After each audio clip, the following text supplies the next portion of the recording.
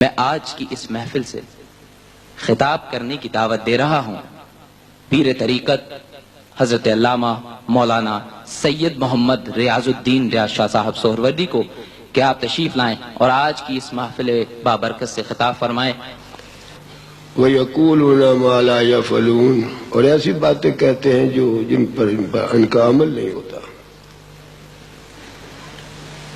اِنَّهُمْ فِي كُلِّ وَادٍ يَهِيمُونَ، یہ تو ہر وادی میں بہک جانے والے ہیں۔ یہ آیتیں کچھ پیش کر کے لوگوں سے داد لینا چاہتے ہیں کہ یہ شعر و شاعری کی محفل ہے، خواہ و نعت خوانی کی محفل ہو، منقبت خوانی کی محفل ہو، یہ قرآن کی روشنی میں اللہ نے اس کی مذمت فرمائی۔ لیکن اصل بات یہ ہے کہ قرآن حکیم کی جو آیتیں یہ لوگ پیش کرتے ہیں وہ ادھوری ہے۔ سورہ شعراء کی اگر 3 آیتیں غلط بیانی کرنے والے شعراء کی مذمت میں ہیں تو اس کے آگے کیوں نہیں پڑھتے؟ آیت کا حصہ یہ بھی ہے کہ إِلَّا الَّذِينَ آمَنُوا وَعَمِلُوا الصَّالِحَاتِ، لیکن وہ شعراء جو اللہ پر صحیح طور پر ایمان لائے اور انہوں نے نیک کام کیے وہ مستثنیٰ ہیں، ان کی شاعری قابل تعریف ہے اللہ کے نزدیک بھی اور رسول اللہ کے نزدیک بھی۔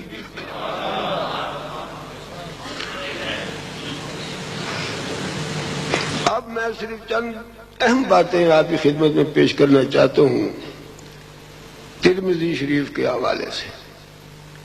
ویسے تو حدیثوں کی ساری کتابوں میں یہ حدیثیں آپ کو ملیں گی، لیکن ترمذی شریف میں ایک باب ہے، باب ما جاء فی صفت کلام رسول اللہ صلی اللہ علیہ وسلم فی الشعر، کہ یہ باب جو ہے ان احادیث پر منحصر ہے کہ جن احادیث میں نبی کریم صلی اللہ علیہ وسلم نے اشعار کے بارے میں ارشادات فرمائے ہیں۔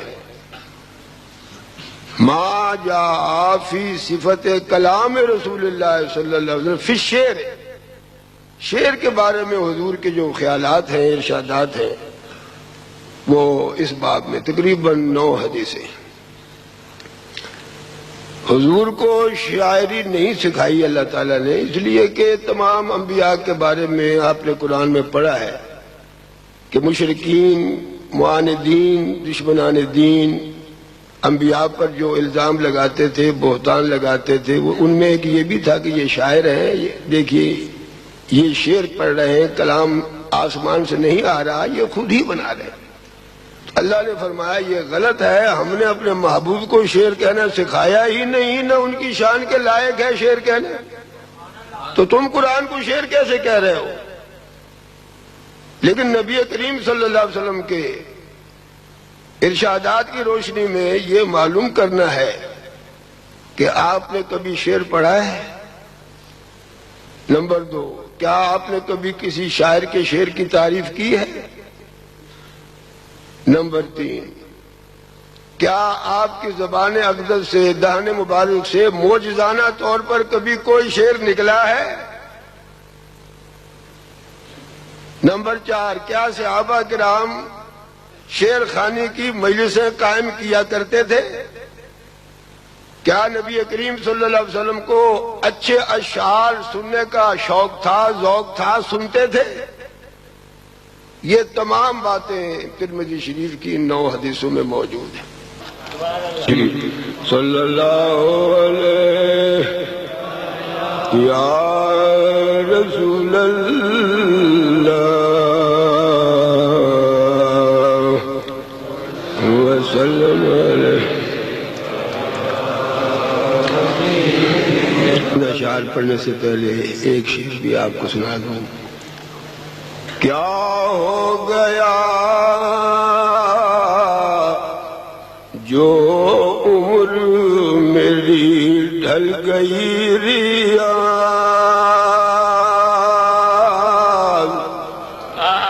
کیا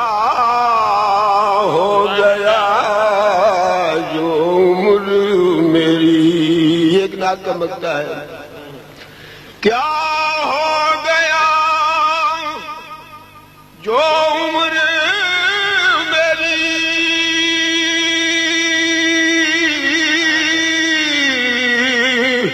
اور ڈھل گئی ریاض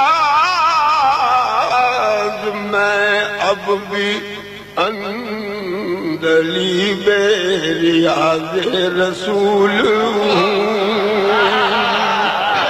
سبحان اللہ. یہ پوری رات مجھے یاد نہیں ہے، میں نے آپ کو یہی سنا تھا. سبحان اللہ. کیا ہو گیا جو عمر میری صلی اللہ علیہ وسلم.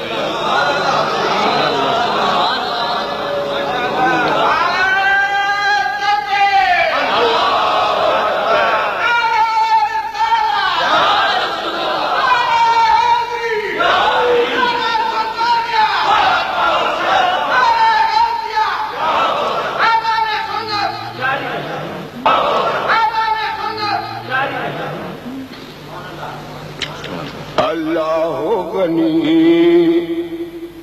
تیری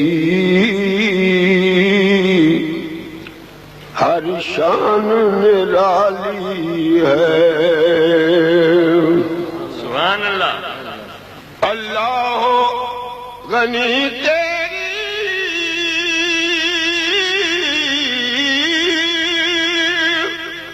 ہر شان نرالی ہے. کیوں نرالی ہے؟ اللہ نے خود اپنے اخلاق میں ڈھالی ہے. اللہ اکبر. اللہ نے خود اپنے اخلاق میں ڈھالی ہے. سبحان اللہ. اللہ غنی تیری او مصر تیری کیسے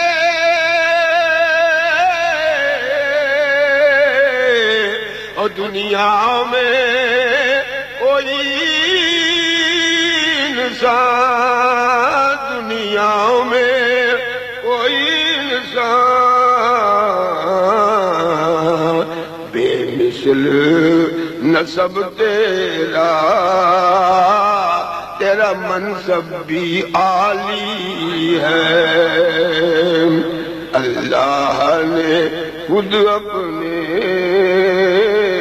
اخلاق میں ڈالی ہے. سبحان اللہ. تیرے حسن کے حلقے میں قیدی ہیں ہنسی سارے.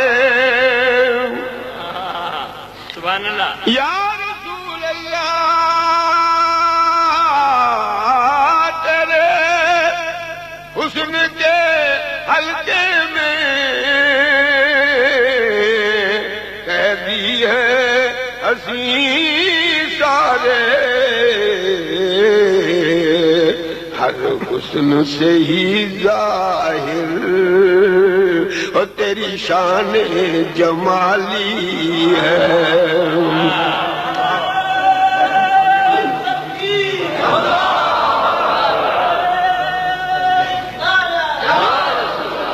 اور ملال فرمائے گستاخ گستاخ ہیں جو تیرے، نفرت ہے ہمیں ان سے. گستاخ ہیں جو تیرے، نفرت ہے ہمیں ان سے، نفرت ہے ہمیں ان سے. ایک ہاتھ سے تو آقا بجتی نہیں تالی ہے. سبحان اللہ. سبحان اللہ. گستاخ ہے جو تیرے، نفرت ہے ہمیں ان سے. ایک ہاتھ سے تو آقا بجتی نہیں تالی ہے، اللہ غنی تیری ہر شان نرالی ہے۔ محسوس یہ ہوتا ہے اب بھی تیری مسجد میں، محسوس یہ ہوتا ہے اب بھی تیری مسجد میں،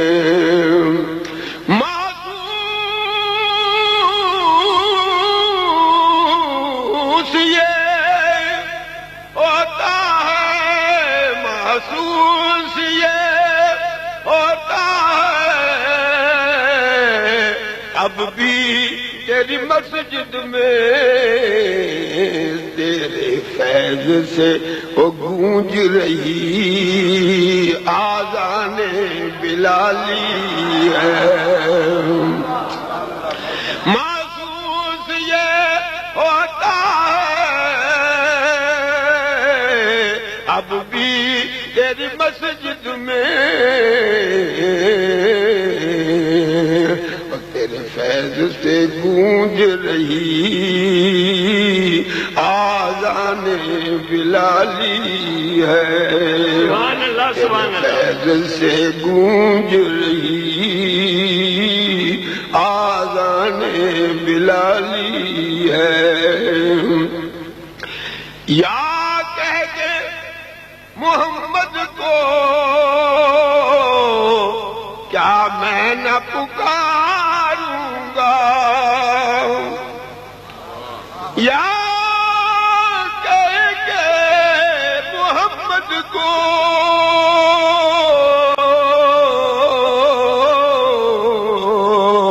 اور کیا میں نہ پکاروں گا، کیا میں نہ پکاروں گا، واللہ تیری نجدی